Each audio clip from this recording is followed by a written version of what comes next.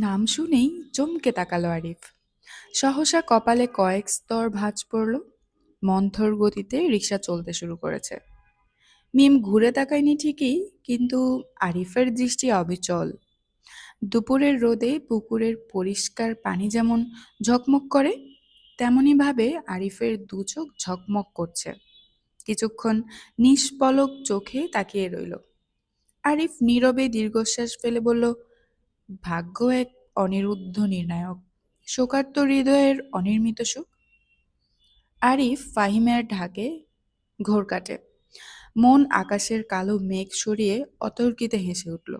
হাত ঘড়ির দিকে তাকিয়ে স্বাভাবিক কণ্ঠে জিজ্ঞেস করলো, এত তাড়াতাড়ি প্রোগ্রাম শেষ? প্রোগ্রাম চলছে, বাসা থেকে কল দিচ্ছিল তাই চলে এসেছি। তুই এখানে কি করিস? এই তো, বাসায় যাব, আরিফ স্বাভাবিক কণ্ঠে বলল। প্রোগ্রামে দেখলাম না তোকে, কোথায় ছিলি এতক্ষণ? আমার জন্য অপেক্ষা করছিলি নাকি? প্রেয়সীর জন্য আমাকে ফেলে আগে আগে ছুটলি? ফাহিম ঠাট্টা স্বরে প্রশ্ন করল। হিংসে করছিস নাকি? হিংসে করার কি আছে? আরিফ বিরক্তি নিয়ে বলল। এই যে, তুই সিঙ্গেল, তো কি হয়েছে? সিঙ্গেল বলে রাস্তাঘাটে ইনকাম ট্যাক্স অফিসাররা কি আমার পথ আটকাচ্ছে? সিঙ্গেল হওয়ার অপরাধে আমার থেকে ট্যাক্স দাবি করছে? বাসায় গেলে চল, নয়তো আমি যাচ্ছি। ফাহিম নিঃশব্দে হেসে আরিফের সঙ্গে যেতে লাগলো। আরিফ বাসায় ঢুকে ধপ করে সোফায় বসে পড়ল। এক হাতে গালে হাত রেখে ভ্রু বেঁকিয়ে বলে উঠল, আরু, একটা সর্বনাশ তো করে ফেলেছি। অল্প বয়স্ক একটা মেয়ে ছুটে এসেছে। বয়স বোধহয় 15। মেয়েটার পুরো নাম আইরিন সুলতানা আরু। বাসার মানুষ ভালোবেসে আরু ডাকে। আরু বিনীত স্বরেই শুধালো, কি করেছো ছোট ভাইয়া? আম্মুর অপূর্ণ স্বপ্ন পূরণের প্রথম বাধাটা মনে হয় আমিই হব। আরু প্রশ্ন করলো, কেন?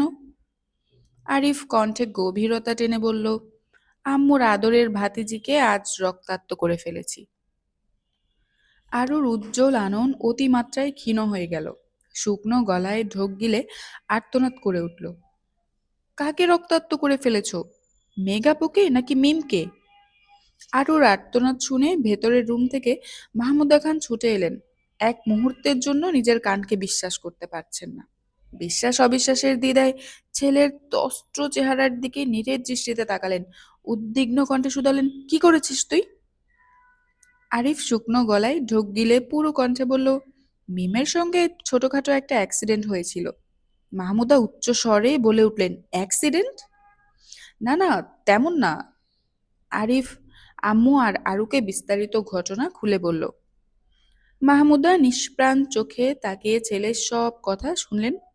এর মধ্যে আরু আম্মুর ফোন এনে তানবীরের নাম্বারে কল দিয়ে ফেলেছে। তানবীর কল রিসিভ করা মাত্র একদমই সব ঘটনা বলে দিয়েছে। প্রত্যুত্তরে তানবীর শুধু বলেছে, আমি দেখছি। কপালের সাথে সাথে মিমের মাথায় প্রচন্ড ব্যথা করছে। পুরো রাস্তায় চাপা স্বরে আর্তনাদ করেছে। ব্যথার তোড়ে এক মনে আরিফকে বকেছে। বাড়ির সদর দরজা পার হয়ে বসার ঘরে পা রাখতেই আকলিমার তপ্ত স্বরের প্রশ্ন কানে বাজল, মাথায় কি হয়েছে? মিম কপাল থেকে হাত সরাতেই আকলিমা দ্বিতীয় দফায় হুঙ্কার দিলেন, কি করেছিস তুই? ব্যথা পেয়েছিস কিভাবে?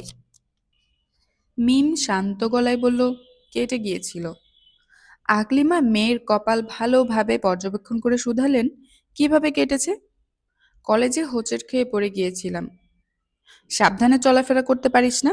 ডাক্তার দেখাতে হবে তো। স্কুলের কাছে ক্লিনিকে গিয়েছিলাম, ডাক্তার দেখিয়ে ওষুধ নিয়ে এসেছি। তুই একা ক্লিনিকে গিয়েছিলি? ফ্রেন্ড গিয়েছিল সাথে। আম্মুর কথার তোপে ফ্রেন্ডের কথা বলে তো দিয়েছে, কিন্তু কোন ফ্রেন্ড জিজ্ঞেস করলে কি উত্তর দিবে সেসব ভেবেই ভয় পাচ্ছে মিম। আম্মুর প্রশ্ন থামাতে ব্যাগ থেকে ঝটপট প্রেসক্রিপশনটা বের করে দিল। তানবীর সিঁড়ি দিয়ে নামতে নামতে জিজ্ঞেস করলো, ব্যথা কি বেশি পেয়েছিস? না, কপালে একটু লেগেছে। মিম দ্বিধাহীনভাবে বলল, ঠিক আছে, রুমে গিয়ে রেস্ট নে। মেঘ উপরের বেলকনিতে দাঁড়িয়ে সবটা অবেক্ষণ করলো। তানবীরের নির্বিকার ভাব দেখে কপাল কুঁচকালো। মেঘ, মিম বা আদি যে যেভাবেই ব্যথা পেয়ে থাকুক না কেন, বাসার মধ্যে সর্বপ্রথম তানভীরের উৎকণ্ঠা স্পষ্ট প্রত্যক্ষ হয়। সেখানে আজ তানভীর কিছুই বলল না,